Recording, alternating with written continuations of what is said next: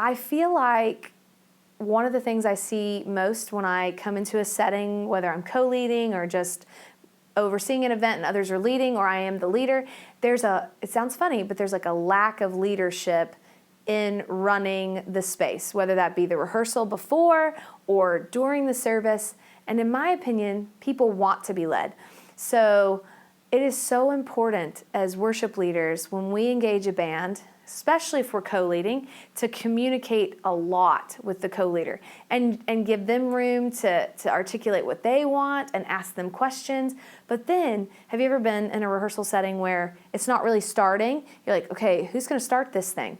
Well, that's when your leadership should come out. You should say, all right, guys, I think we need to get started. And then you communicate super clearly to the sound people. Hey, could we get our line checks started? And you go through that, right? And if you're in my church, the sound guy controls the monitor mixes. And so there's a whole nother set of things that have to happen after you've done a song. And I love it. Like, our teams always compliment me on, I just like how calm everything feels and there's an ease to it. And I always think, like, I don't think I'm doing anything different than anyone else. And then I realize, no, there's small little things that I pay attention to, like directing, hey guys, now let's tweak our ears. Such and such sound guy, where do you want to start? Do you want to start with the drums, and let the sound guy start to take their ownership part? And then within a song, if I know I have an electric guitar player that thinks way more musically technical and he's thinking about layers and dynamics and parts, why would I not stop that song and say, hey, electric guitar player, what are you hearing? What is a way that we could dynamically do this better to help build into the chorus or whatever? And so to be conscientious of the gifts that are even on your stage, and then to be the leader calling those things out. This is how we get to beautiful places of, like, I don't know if you've watched Bethel or Hillsong or Vineyard music, and you have these powerful moments where you go, wow, they waited, and then this keyboard part came in and my heart just melted, right? We can't get to these places unless we recognize what's going on musically. And a lot of times what I see is worship leaders walk in, their heads down, they're thinking about their guitar and their voice, and they're not thinking about all these other layers that are around them called their worship team.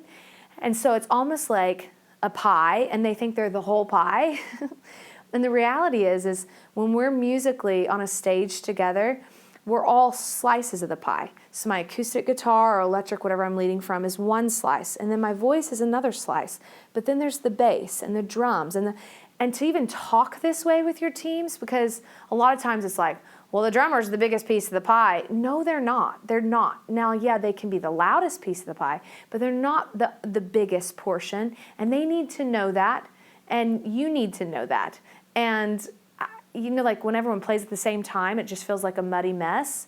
How do we get past these things to be better? Because I do think there's power just in the musical side of worship. So, when you allow like an electric guitar to really sing out and take over and be the lead moment, sometimes the room feels like all of a sudden it's breathing with the music.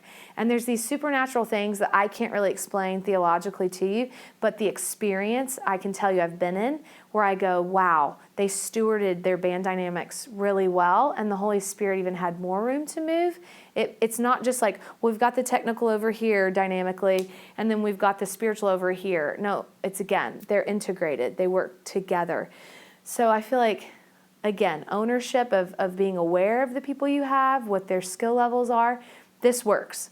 Now, what doesn't work is when you come in and make it aware, I'm the worship leader here, and what I say goes. And no one ever does that directly, but their attitude does that. So how do I, when I'm coming into spaces, not give off that attitude? A lot of times, I just try really hard to learn everyone's name. And a lot of times I ask a personal question about who they are, and many times I joke with them. And I just try to just be as human as possible and make fun of myself and, just bring down all the expectations of what is this scenario going to feel like and be like. And it sounds funny. I'm not just saying this as a guest worship leader. I do this with my own teams, even though I already know their names. I'll joke around and banter so that we get to a place of, hey guys, we're all friends here. We're all family. now let's dive into this music and take this seriously. But before I go, let's take this seriously, we're not here to play around, I have to like ease them, because so many people, the emotional side of it, right? The I came from a stressful day at work and I'm a volunteer and I drove across town to get here, and all these sorts of elements of your worship team, if you're not aware of those things, just start asking people. So, hey, how long did it take you to get here today? And then they may say, man, I sit in traffic for 45 minutes. And then your perspective, you go, man, if they're on edge, it may be because they had road rage on the way to rehearsal. And then you get a softness towards them versus going, oh gosh, I'm playing with that bass player that's always grumpy. They may not be grumpy. They may have had like a really tough day. And that's more of the pastoral and just, you don't even need to be a pastor. I don't want to use that word. That's more of the just being aware of where people are at.